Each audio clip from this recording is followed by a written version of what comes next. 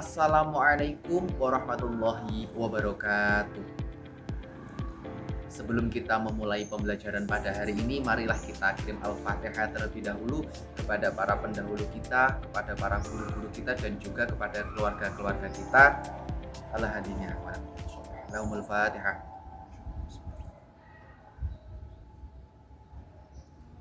Baik, selesai. Bagaimana kabarnya hari ini? Ya, kalau yang sehat berarti alhamdulillah. Kalau yang sakit semoga segera diberikan kesembuhan oleh Allah Subhanahu wa taala. Untuk absensi kali ini anak-anakku semua bisa cek grup WA masing-masing ya. Di situ Bapak kirimkan absensi berupa Google Form. Nah, nanti anak-anakku semua absensinya cukup lewat situ. Akan tetapi link absensi bakal Bapak tutup ketika materi ini selesai disampaikan. Oke, mengingat materi yang lalu tentang apa anak-anak?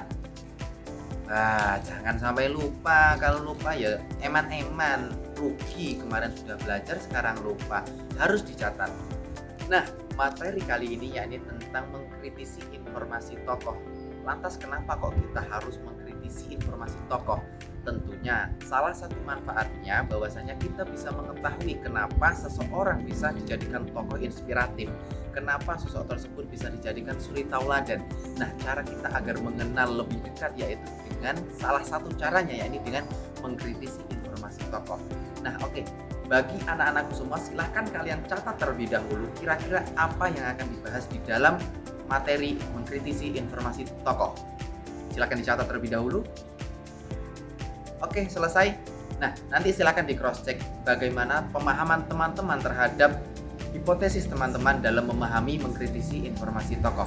Nah, terkait materinya seperti apa, jangan kemana-mana. Oke, ini harus teman-teman atau anak-anakku semua pahami, karena semua materi ini akan keberlanjutan atau memiliki kesinambungan antara materi satu, materi lalu, dan materi berikutnya. Mengkritisi informasi tokoh juga sudah disampaikan ya pada pertemuan sebelumnya. Akan tetapi pada pertemuan kali ini kita anak-anakku semua akan fokus pada 3 topik, yakni yang pertama tentang penggunaan kata-kata khusus, yang kedua yakni menimbang informasi valid, dan yang ketiga tata aksara atau ejaan. Mari kita kilas balik sedikit terkait pengertian dari mengkritisi informasi tentang tokoh. Mengkritisi informasi tentang tokoh berarti secara kritis kita mengevaluasi dan mempertanyakan kebenaran, keakuratan, dan relevansi informasi yang ada tentang seseorang atau yang kita sebut dengan tokoh. Perlu adanya kajian lebih lanjut atau pemahaman lebih lanjut tentang suatu tokoh. Jadi kita tidak hanya mengenal dari namanya saja. Contoh HB Jasin. Oh, HB Jasin ini siapa sih? Oh, ternyata HB Jasin adalah seorang ini dan seterusnya. Lah, itu sangat kita perlukan dalam mengkritisi informasi tentang tokoh. Kemudian tujuan pembelajaran pada kali ini yakni yang pertama, mengetahui kata-kata yang jarang muncul dalam konteks keilmuan atau nanti kita akan sebut dengan kata-kata khusus atau kata-kata spesifik. Yang kedua, mengetahui sumber informasi yang valid. Bagaimana sebuah informasi disajikan itu harus valid. Bagaimana dikatakan valid nanti akan kita bahas. Yang ketiga yakni menggunakan ejaan yang tepat atau menggunakan tata aksara yang sesuai dengan pedoman EYD 5, ejaan yang disempurnakan. Masuk pada pembahasan yang pertama yakni menggunakan kata-kata khusus. Kata-kata khusus atau juga disebut kata spesifik merupakan kata yang memiliki makna lebih sempit dan terdefinisi dibandingkan kata umum. Kata khusus membantu untuk menyampaikan informasi dengan lebih tepat dan juga spesifik. Dengan adanya kata-kata khusus, kita dapat memahami sebuah informasi, sebuah sajian teks secara khusus dan secara spesifik. Jadi tidak ada atau sedikit kemungkinan untuk munculnya yang namanya ambigu atau kata-kata yang mungkin dimultitafsirkan atau dapat dimaknai dengan hal-hal yang lain di luar konteks atau tujuan dari sajian teks tersebut. Kata-kata dalam bahasa Indonesia banyak yang diserap dari bahasa daerah atau bahasa asing. Seperti halnya contoh kata rancak diserap dari bahasa Minangkabau yang berarti bagus, elok, atau cantik. Nah, demikian pula kata risiko yang diserap dari bahasa Inggris yakni risk. Nah, di dalam artikel bagaimana HB Jasin merawat sastra Indonesia yang sempat kita bahas pada pertemuan sebelumnya, terdapat beberapa kata yang mungkin jarang digunakan atau tidak mafhum secara awam. Contohnya adalah kata-kata titi mangsa, bohemian, amtenar, dan tifa. Nah, silakan anak-anak cari arti kata tersebut di dalam KBBI. Nah, untuk KBBI sudah Bapak sampaikan dari dahulu bahwasannya sudah bisa diakses dari gawai. Selain itu, terkadang kita juga tidak mengetahui bahwasannya terdapat istilah-istilah khusus yang sudah diserap atau sudah dikhususkan dalam bahasa Indonesia, seperti halnya contoh kata online. Nah, kata online ini dalam bahasa Indonesia sudah memiliki kata padanan yaitu daring atau singkatan dari frasa dalam jaringan.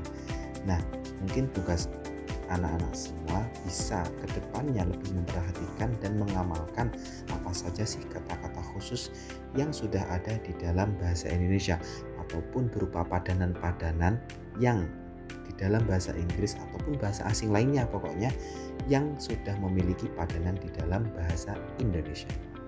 Materi berikutnya yakni menimbang informasi yang valid. Ketika sudah memahami adanya kata-kata khusus, nah kemudian langkah selanjutnya untuk mengkritisi informasi sebuah tokoh yakni perlu menimbang informasi yang valid dan juga tidak valid. Menimbang informasi yang valid berarti mengevaluasi keakuratan dan keandalan suatu informasi sebelum menggunakannya atau menggunakannya dalam pengambilan keputusan.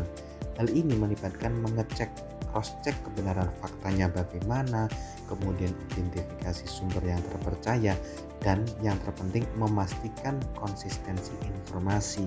Ketika sumber informasi mengatakan A, ya perlu kita katakan A. Ketika sumber informasi mengatakan B, perlu kita katakan B. Jangan kebalik, sumber A mengatakan A malah kita katakan B, sumber B mengatakan B malah kita mengatakannya A, ataupun hal-hal yang lainnya. Selanjutnya yang terakhir yang akan kita bahas pada pertemuan kali ini yakni tentang memahami tata aksara atau bisa kita juga sebut dengan ejaan. Memahami tata aksara atau ejaan berarti memahami aturan-aturan dalam penulisan bahasa, termasuk penggunaan huruf, tanda baca, dan penulisan kata. Ejaan yang benar sangat penting untuk memastikan komunikasi tertulis yang efektif dan mudah dipahami. Ketika tata aksara atau ejaan itu salah, maka sangat mungkin itu bakal menimbulkan multitafsir atau penafsiran yang berbeda dengan yang dimaksud di dalam teks tersebut. Maka dari itu perlu kita memahami bagaimana cara penulisan yang baik dan benar sesuai kaidah kebahasaan Indonesia. Nah, seperti yang sudah tampil di dalam layar semuanya, yakni ada tabel 1.4 penggunaan huruf italik dan tanda petik. Ini diambil dari buku bahasa Indonesia, bisa dibuka masing-masing bukunya untuk mengetahui informasi lebih lanjut. Nah, ini ada yang pertama tentang nama bagian, ada judul buku, bab artikel, nama media, lagu, album, judul antologi puisi, film, sampai kitab suci. Nah, untuk judul buku itu ditulis miring, sedangkan tidak ditulis dengan tanda petik. Nah, untuk yang dicentang tentu itu berarti ditulis miring. Nah, sedangkan yang disilang itu tidak digunakan. Yang lebih lengkap tentu silahkan dibaca sendiri. Nah, tentu ketika sudah Bapak sampaikan ketika materi, agar tidak hilang lagi, agar tidak lupa, maka Bapak berikan oleh-oleh atau tugas. Oke, silakan dijawab 3 pertanyaan ini, dikumpulkan pertemuan berikutnya dalam bentuk tulis tangan ya. Nanti langsung saja dikumpulkan, jadikan satu. Silakan dicatat terlebih dahulu atau bisa ditangkap layar terlebih dahulu agar tidak hilang juga pertanyaannya. Jawabannya hilang, pertanyaan juga hilang, kan susah. Selain ada oleh-oleh berupa tugas, tentu ada oleh-oleh seperti biasanya, yakni kata-kata hari ini. Oke, kata-kata hari ini yaitu al ilmu nurun falyakun silahaka fit ta'limil qalam wal kitab, yang artinya ilmu adalah cahaya, maka jadikan pena dan buku sebagai pedangmu dalam pembelajaran. Dalam artian bahwasannya ilmu itu seakan atau serupanya cahaya. Nah, ketika ilmu sudah menjadi cahaya, maka kita perlu nih ada senjata. Bagaimana sih kita bisa menguatkan atau kita bisa mencapai yang namanya suatu ilmu? Nah, caranya itu dengan pedang dan juga buku sebagai wujud dari pembelajaran.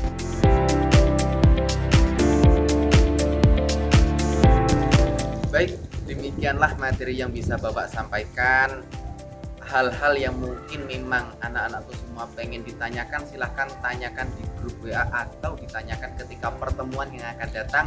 Tentu pasti salah satu setidaknya ada yang masih bingung ya, tentunya karena ini materi Bapak sampaikan tidak secara langsung bertatap muka dengan anak-anakku semuanya. Tapi yang jelas tetap harus paham loh ya. Walaupun tidak paham secara keseluruhan, tapi Bapak harap anak-anak memahami setidaknya, oh mengkritisi informasi tokoh ini seperti ini, oh ketika ingin mengkritisi informasi tokoh itu seperti ini, oh dan lain sebagainya.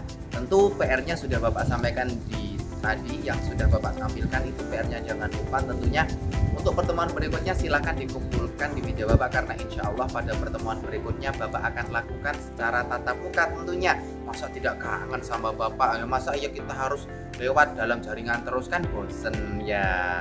Oke, jangan lupa, dan untuk mengakhiri materi pada hari ini silahkan kita berdoa bersama-sama kafaratul majelis bersama-sama. Subhanakallahumma wa bihamdik asyhadu an la ilaha illa anta astaghfiruka wa atubu ilaik.